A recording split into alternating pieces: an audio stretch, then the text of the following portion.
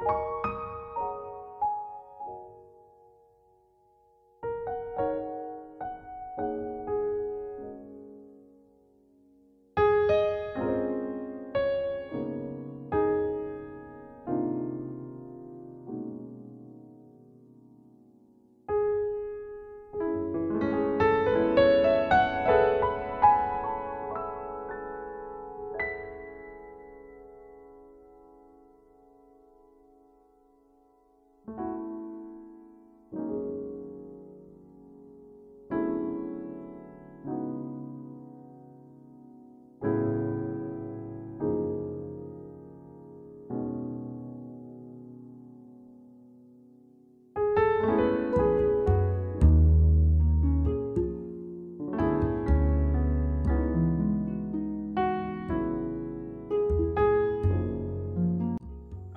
এই মুহূর্তে রয়েছি হালাকাটা ব্লক বেলতলি এলাকা।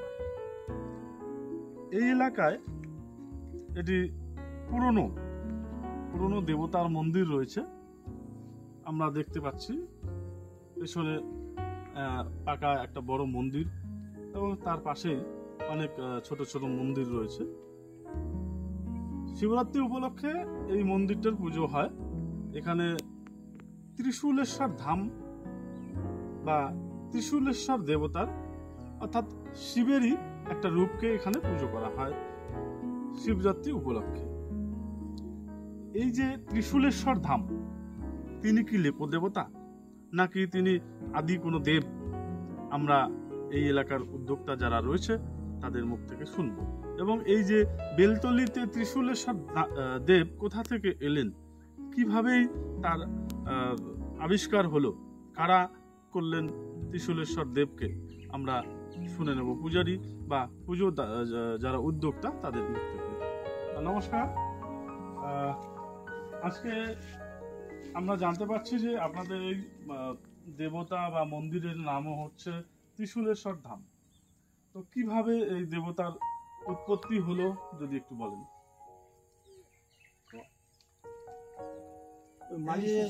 উৎপত্তিটা হল তোমার এই ব্রিজ হইতে।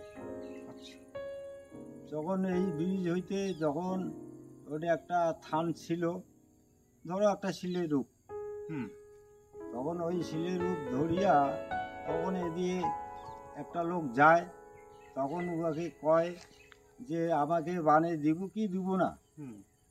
হ্যাঁ, তখন দাঁড়িয়া কয় যে পিছন দিয়া কয় যে কে কথা বলেন, তখন সারা নাই না হয়, তখন ওরা ঠিক আছে আমরা তোকে বানিয়ে দেব, রূপ দেব আর কি, রূপ দেওয়ার কথা বলছেন। আচ্ছা, তো সেটা আজকে থেকে কত বছর আগে হবে? এটা কত বছর? 37-38। আচ্ছা, 37 বা 38 বছর আগে এই ঘটনা, দৈবিক একটা ঘটনা ঘটে। মানে ব্রিজ তৈরির সময় মিস্ত্রি বা যারা কর্মকর্তা ছিলেন তারা একটা পাথরকে পূজা করতেন। তারপরে এখানকার লোক একজন পথচারী তিনি যাচ্ছিলেন, তাকেই আর কি এই দেবতা দৃষ্টি দেন বা তাকেই বলেছিলেন যে আমাকে রূপ দিতে হবে। তিনি কি কোনো কাজকর্ম করতেন যে লোকটাকে এই কথা বলেছেন? আচ্ছা, তিনি মৃৎশিল্পীর কাজ করেন। আচ্ছা, স্বাভাবিক। তো তারপরে কি হলো? তখন সময় থেকে তখন ওই যে বানিয়ে দিই। আচ্ছা, বানিয়ে দিয়ে তখন ওই যে শিবরাত্রির সময় টাইমেই বানা হয়েছে, তখনই পূজা হয়েছে। পূজাটা তখনই।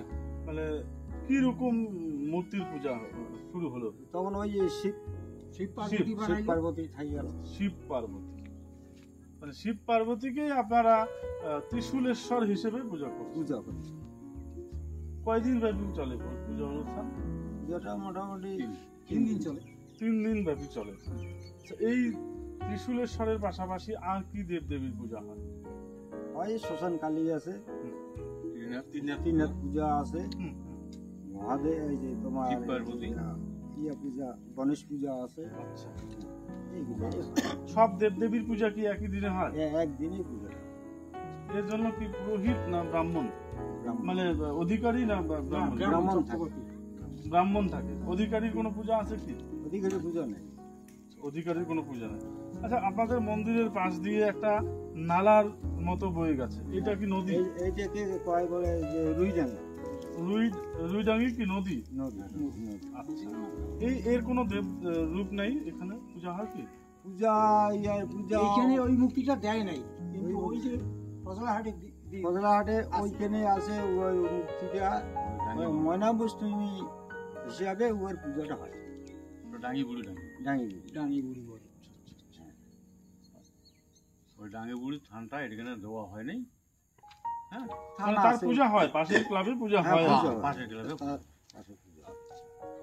তো এখন এই যে দেবদেবীর যে মাহাত্ম্য কথা, সেটার বিষয়ে কোনো যদি জানা থাকে বা কোনো দৈবিক কোনো ঘটনার কথা যদি আপনাদের কারোর জানা থাকে একটু বলেন আমাদের সামনে। বাবু বল। এবার ইতিহাসটা আর কি, মানুষ এখন ডেলি এর পুজো হয় প্রত্যেক দিন প্রত্যেক দিন। কোনো বলি প্রথা আছে কি? এখানে বলি দেয় না, উচুগ্য করি, আচ্ছা, জীব দেওয়া হয়। জীব দেওয়া হয়। যার যেমন মনস্কামনা খাসি দেয়, পাটা দেয়, সেরকম পাড়ো দেয়।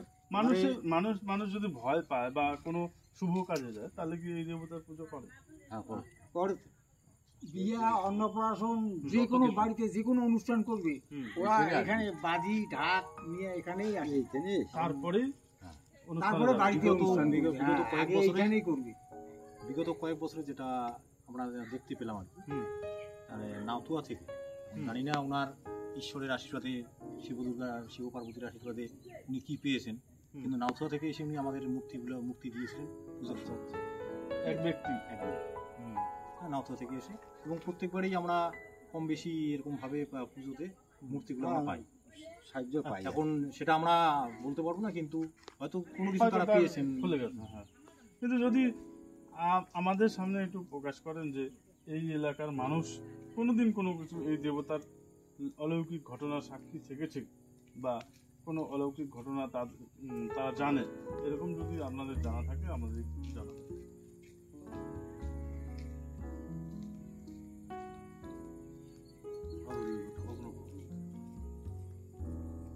ওইটা তো আমরা জানি না। না, এই যে তো না, ওইরকম কোনো ঘটনা এই পাড়ার মধ্যে কাউকে করে নাই, সবাই খুব অনেক আগ্রহ কথা, ভক্তি অনেক করে কথা এখানে। প্রচারিত হয় তো, হ্যাঁ, উপকারী কাউকে- হয়।